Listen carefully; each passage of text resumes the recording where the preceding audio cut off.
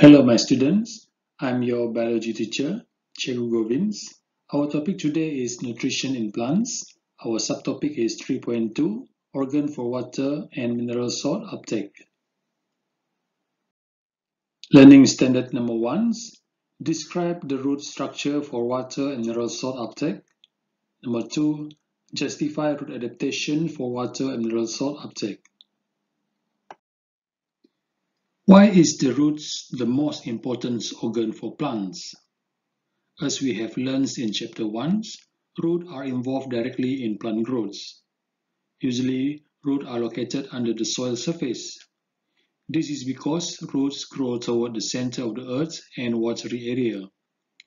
The internal and external structure of roots are adapted to their functions. From this diagram, you can see this is root hair, lateral roots, root caps, root collar, primary roots, and lateral roots. There are two main functions of roots. Number 1, provide support and strength to anchor the plants in the soil. Number 2, absorb water and mineral salt from the soil and transport them to the stem and leaf. The structure of root and their functions. Root collar. Functions: part of the roots connected to the base of the plant stems. Root hair, adapted from epidermal cell of the roots. Increase the total surface area of the roots to increase the uptake of water and mineral salts. Root caps, located at the tip of the roots. Its function is to protect the root from damage when going through the soils. The internal structure of roots. We focus on the vascular cylinder. Vascular cylinder consists of primary xylem, pericycles, and primary phloems. Primary xylem is located in the center of the root structure. This is the primary xylems. Primary phloems is located surrounds the primary xylems.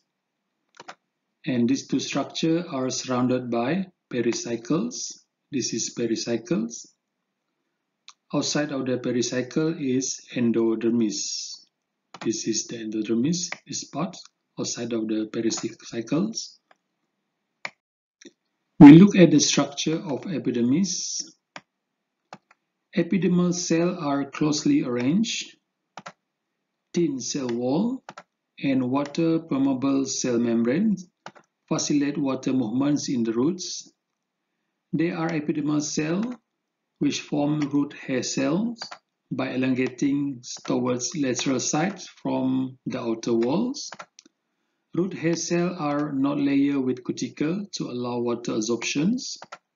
Root hair cells also have a big vacuoles to store water and mineral salts to increase water absorptions. We look at the structure of cortex. This is cortex. Cortex is located under the epidermal layer, has a thin cell wall, facilitating water movements in the roots. The cells are loosely arranged to facilitate gaseous sections. Most of the cortex consists of parenchyma cells. We look at the structure of the endodermis. This is endodermis. Separating layer between cortex and vascular cylinder. Endodermal cells are closely arranged and one cell thick.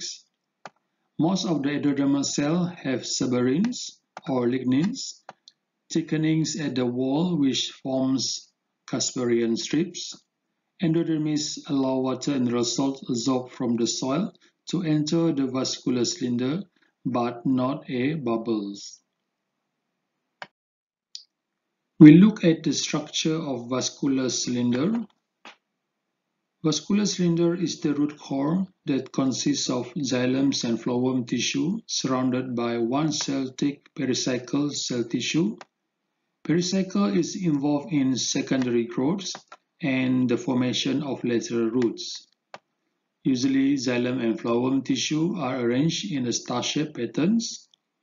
Xylem tissue transport water and mineral salt, whereas phloem tissue transport organic substances such as sucrose and plant hormones.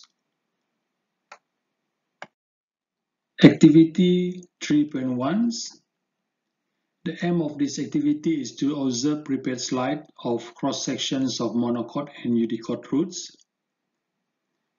The apparatus, light microscope, prepared slide of cross-sections of zeme roots and tilia roots. Procedure number 1.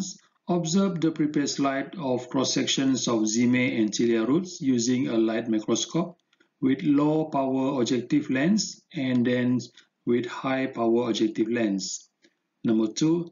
Identify root hair cell, epidermis, cortex, endodermis, pericycle, xylem, and phloems. Number 3. Draw the cross-section of zeme and tilia roots. Record the power of magnification used. Discussion questions. Question number 1.